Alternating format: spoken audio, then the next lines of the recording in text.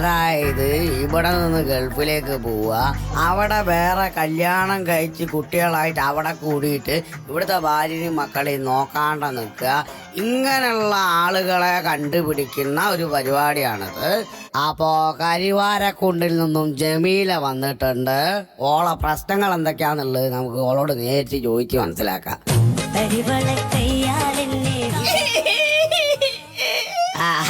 ഓളാടാ ചിരിച്ചേ മറഞ്ഞു വരുന്ന.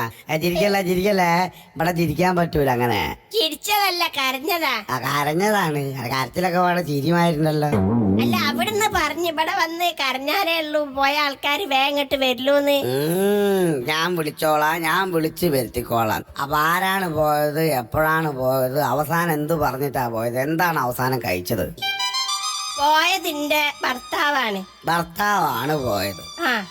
മൂപ്പര് ഞങ്ങളെ കല്യാണം കഴിഞ്ഞ് ഒരു 6 മാസം ഞങ്ങൾ ഒരുമിച്ച് ജീവിച്ച്. 6 മാസം കഴിഞ്ഞപ്പോ മൂപ്പർക്കൊരു പൂതി. അപ്പൊ 6 മാസം കഴിഞ്ഞപ്പോഴാണ് മൂപ്പർക്ക് പൂതി ഗൾഫ് പോവാൻ. ശരി, ഗൾഫ് പോവാൻ.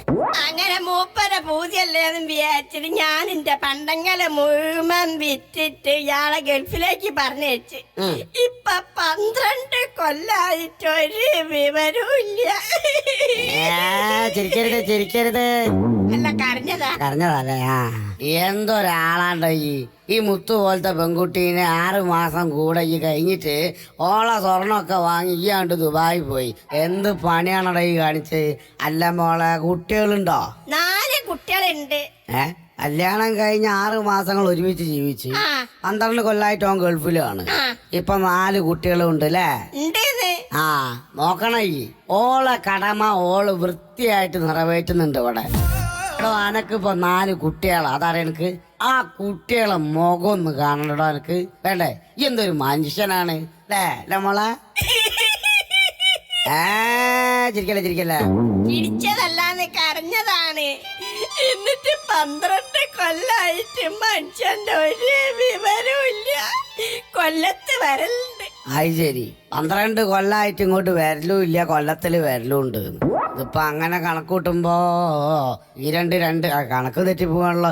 എങ്ങനെയാ അത് കണക്ക് മനസ്സിലായില്ല എനിക്ക്. അല്ല, കൊല്ലം എന്ന് പറഞ്ഞ സ്ഥലത്ത് വരലുണ്ട്. അവിടെ മൂപ്പർക്ക് ഭാര്യയും കുട്ടികളൊക്കെ ഉണ്ട്. അത് തരക്കേടില്ല. ഈടോ ഈ പാവം പെൺകുട്ടീനെ പറഞ്ഞിട്ട് ഈ കൊല്ലത്തുള്ള ഭാര്യന്റെയും കുട്ടികളെടുത്ത് പോവാ. എന്തോ ഒരു ഉളുപ്പേട്ട പരിപാടിയാണോ അതൊക്കെ? മഹാഭാവം ചെയ്യലല്ലേ ഇതിലെ. അതുകൊണ്ട് എത്രയും പെട്ടെന്ന് ഇങ്ങോട്ട് വരണം. എന്തൊക്കെ ചെലവുണ്ടിക്ക്? 4 മക്കളെ പോറ്റണം, മൊബൈലിന് 10,000 ഉറുപ്പ്യന്റെ റീചാർജ് വേണം എനിക്ക്. അങ്ങനെ എന്തൊക്കെ ചെലവുണ്ട്? ഒരു 10 പൈസ മനുഷ്യൻ അയച്ചു തരുണ്ടോ? അതെന്ത് പണിയാണോ ഈ ചെയ്ത്? ഓള സ്വർണ്ണവും ആടെ ആഭരണങ്ങളൊക്കെ വിറ്റിട്ട് ഈ ഗൾഫിൽ പോയിട്ട് ഒരു 10ന്റെ പൈസ അയച്ചു കൊടുക്കില്ല പറഞ്ഞ മഹാഭാവം തന്നെയല്ലേ.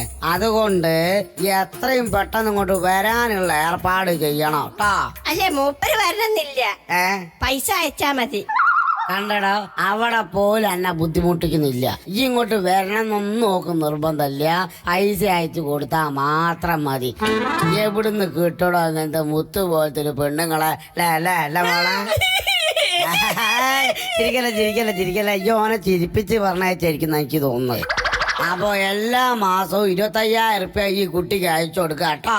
25,000 പോരാ, എനിക്ക് 1 ലക്ഷം ഉറുപ്പ്യ കിട്ടണം. 1 ലക്ഷം വേണോ?